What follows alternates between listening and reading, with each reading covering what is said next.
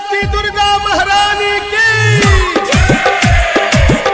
हरिओम बसंतपुर, हरिओम बसंतपुर, हरिओम। कैसे के चुनरी चढ़ाई हो, कैसे के चुनरी चढ़ाई हो।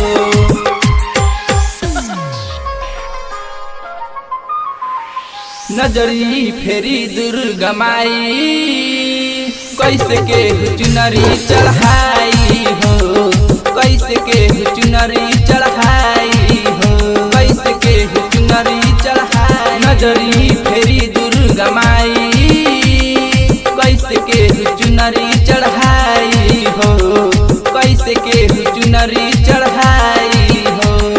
निकले न घर से कोरोना वहाँ के डर से, कैसे के दिया जलाई हो। नजरी फेरी दुर्गा माई, कैसे के चुनरी चढ़ाई हो, कैसे के चुनरी चढ़ाई हो। नजरी फेरी दुर्गा माई, कैसे के चुनरी चढ़ाई हो, कैसे के चुनरी चढ़ाई हो।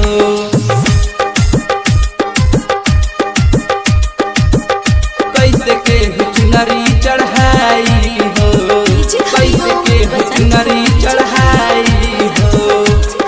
प्रेम से बोलिए शक्ति दुर्गा महारानी की। पड़ल विपत माई दूसरा पभारी, कैसे के पूजा कर जाहि नर नारी, कैसे के पूजा कर जाहि नर नारी। पड़ल विपत माई दूसरा पभारी, कैसे के पूजा कर जाहि नर नारी। बात बाटे ऐसे कहीं माई, कैसे दो गज के दूरी बनाई हो।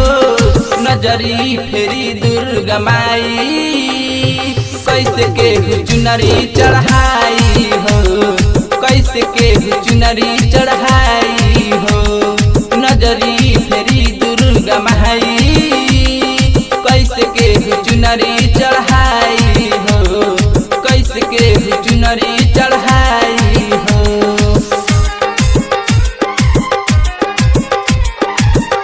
हरिओम कैसे के चुनरी चढ़ाई हो, कैसे के चुनरी चढ़ाई हो।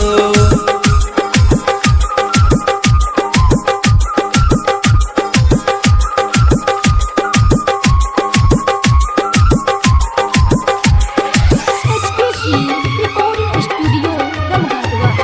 दया करी माई सबके बचाई, दुनिया बा संकट में कसहूँ हटाई, दुनिया बा संकट में कसहूँ हटाई। दया करी माई सबके बचाई, दुनिया बा संकट में कसहूँ हटाई।